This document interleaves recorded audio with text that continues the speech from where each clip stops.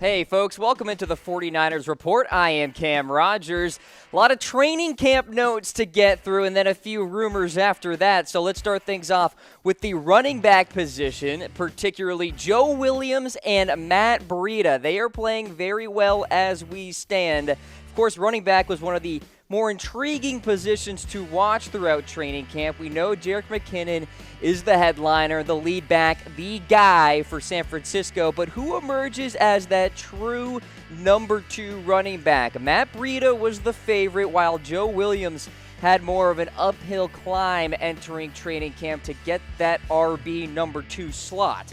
Well, the reports are that both Williams and Breida have been impressive. Williams ripped off a 65-yard touchdown yesterday, which was the offensive play of the day in my eyes, while Breida picked up where he left off, continuing to impress the coaching staff.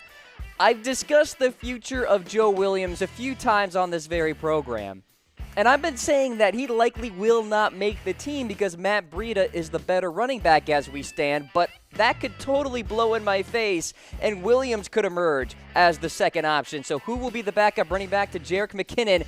Hit me in that reaction poll. Give me a heart for Breida, a like for Joe Williams.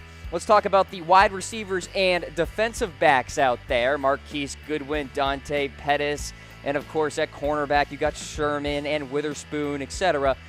Well, a few names flashed yesterday. The stocks are rising, particularly for Dante Pettis, Victor Bolden Jr., and Marquise Goodwin. They all performed really well. By the way, yesterday was the first padded practice for San Francisco. That's where you can get a lot of good data, a lot of good observations from those type of practices. And Pettis in particular was really smooth out of his breaks, and he created constant separation during the drills.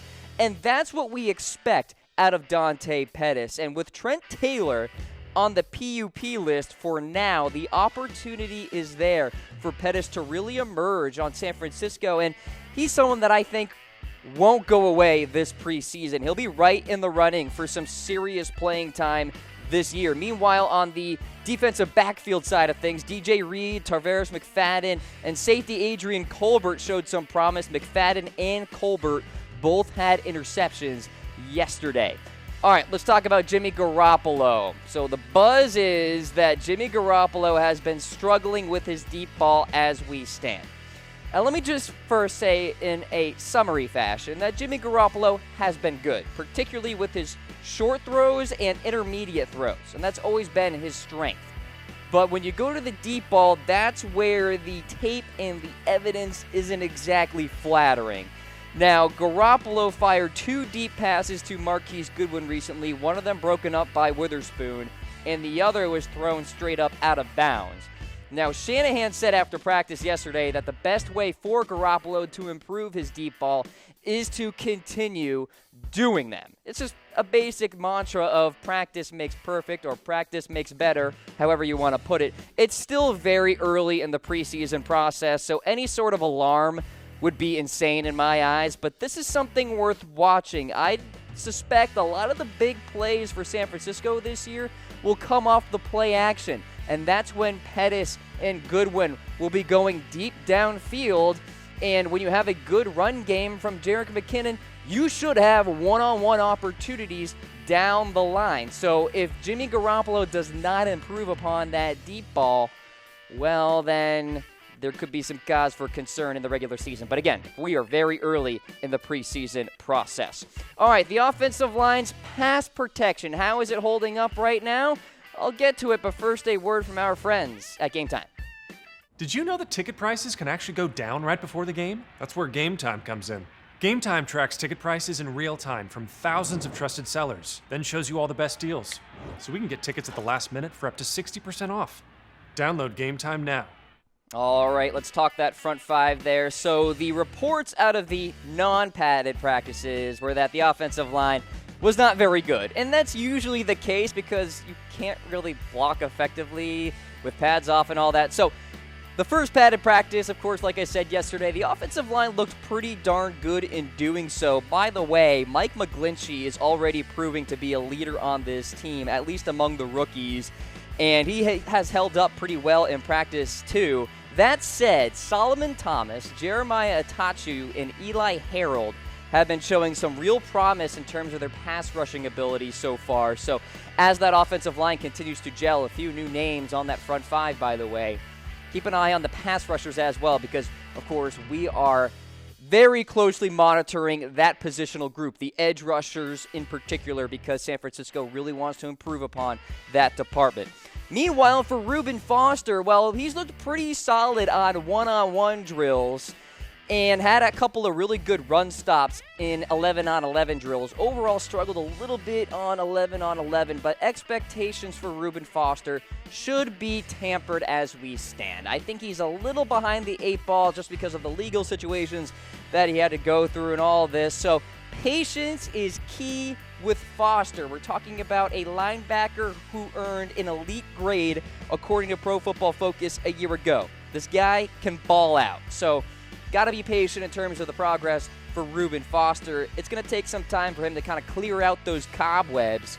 And by the way, he's changing his tackling form a little bit as well. I'll get to that in a little bit. But for Reuben Foster, of course, he's going to miss the first 2 games of the regular season. Will that hurt his Pro Bowl hopes?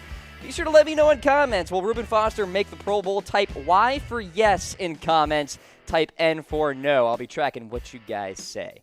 All right, next up on the list, Josh Garnett reportedly not off to a good start. Now, Jonathan Cooper, of course, coming off rehab, coming off an injury, and by the way, on the PUP list. So the opportunity is there for Garnett to emerge at right guard, and as we stand, well, he struggled a little bit against, of all people, Eric Armstead.